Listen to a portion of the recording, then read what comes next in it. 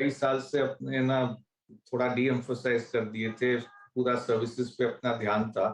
पर लास्ट 2-3 साल में एक तो पूरे वर्ल्ड में सबको चाइना के अगेंस्ट एक ऑल्टरनेटिव चाहिए कि भाई चाइना से हम लोग खरीदते हैं, पर थोड़ा हम लोग को चाइना के बावजूद कहीं और से खरीदना है।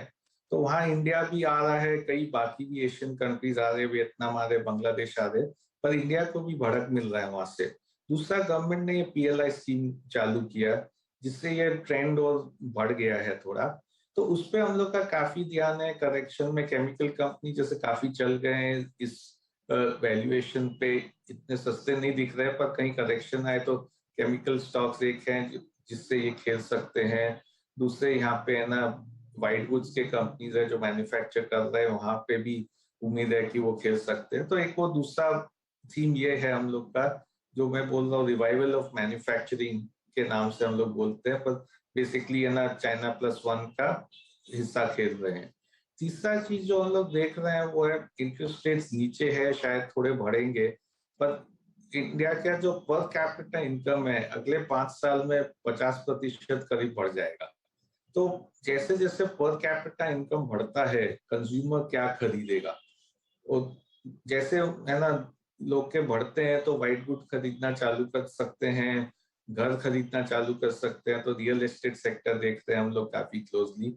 और यदि घर नहीं भी खरीदे तो सबको अपने घर को है ना थोड़ा बेटर डेकोरेट करना है, तो इसके लिए हम लोग केबल कंपनीज को देख रहे हैं, और टाइल्स और सैनिटरी वेयर कंपनीज को देख रहे हैं।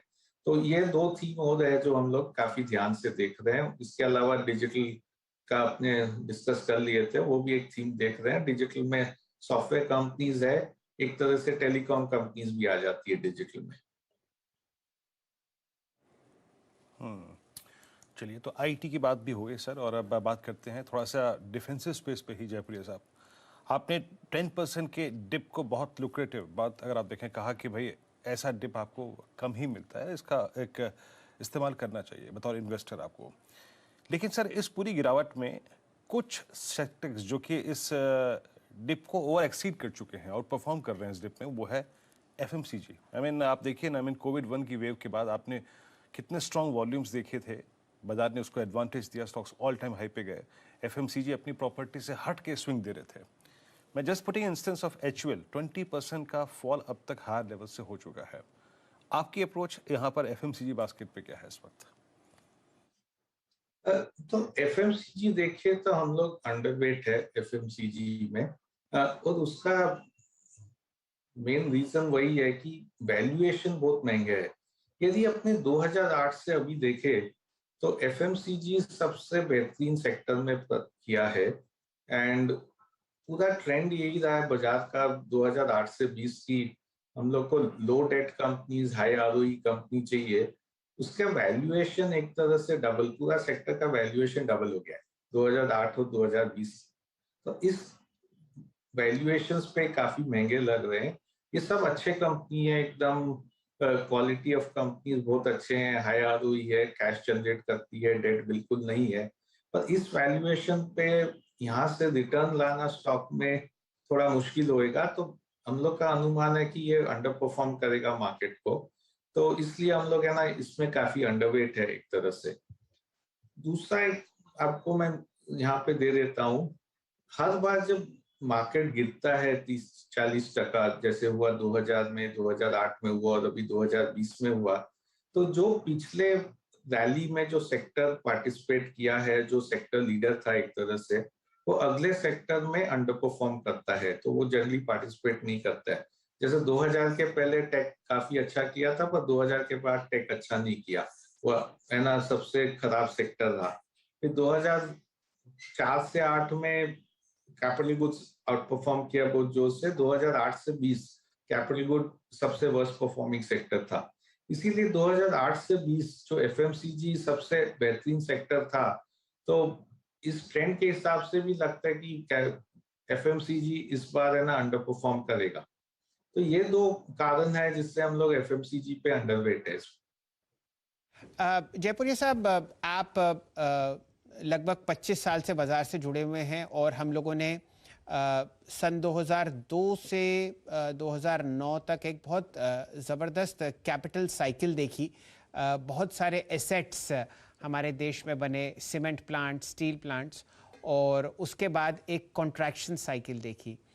अब क्योंकि आप और गहरी रिसर्च करते हैं हम लोगों के मुकाबले, क्या हम एक ऐसे मुकाम पर खड़े हैं कि एक वापस कैपिटल एक्सपेंशन साइकिल, नए प्लांट्स, नए सीमेंट प्लांट्स भारतीय अर्थव्यवस्था में जुड़ते हुए दिख रहे हैं, और इनको आप कैसे अपने पोर्टफोलियो में उतारते हुए दिख रहे हैं?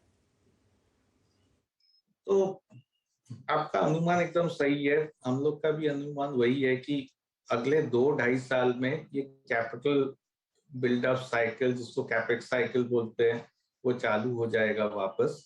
इसके दो कारण है, जैसे मैंने बताया, एक तो गवर्नमेंट इस पर स्पेंडिंग काफी जोर से कर रहा है इंफ्रास्ट्रक्चर पे। इसके लिए डिमांड इस सब प्रोडक्ट्स का बढ़ेगा, तो डिमांड बढ़ेगा तो यूटिलाइजेशन बढ़ जाएगा। दूसरा, अपने ना प्री कोविड देखे तो कैपेसिटी यूटिलाइजेशन इंडिया में करीब 75% आ गया था। कोविड के कारण ये थोड़ा नीचे गिर गया है। जब ये कैपेसिटी यूटिलाइजेशन 80 और 85 के बीच में रहता है तो कैपेक्स साइकिल चालू होता है। तो अगले 1.5-2 साल में ये 85% के करीब आ जाना चाहिए, और उस टाइम पे कैपेक्स साइकिल चालू हो जाएगा। तीसरा वही है, जैसे चाइना प्लस वन और पीएलआई का मैंने जिक्र किया था, उसके कारण भी कैपिटल साइकिल और कैपेक्स साइकिल चलने की उम्मीद है। तो हम लोग की काफी उम्मीद है कि अगले 2-2.5 साल में कैपेक्स साइकिल चालू हो जाएगा। वो स्टॉक्स तो हम लोग काफी नजदीकी से देख रहे हैं, और किस भाव पे लेना है वो है ना अंदाजा लगा रहे हैं। जी। जयपुरी साहब, समय समाप्त होता हुआ, और हमेशा ऐसा लगता है कि आपसे 2-2.5 घंटे बैठकर बात करें और बाजार को और बारीकी से समझें, लेकिन जाते जाते न्यू ईयर का और क्रिसमस का एक गिफ्ट आप हमारे व्यूअर्स को दे के जाइए।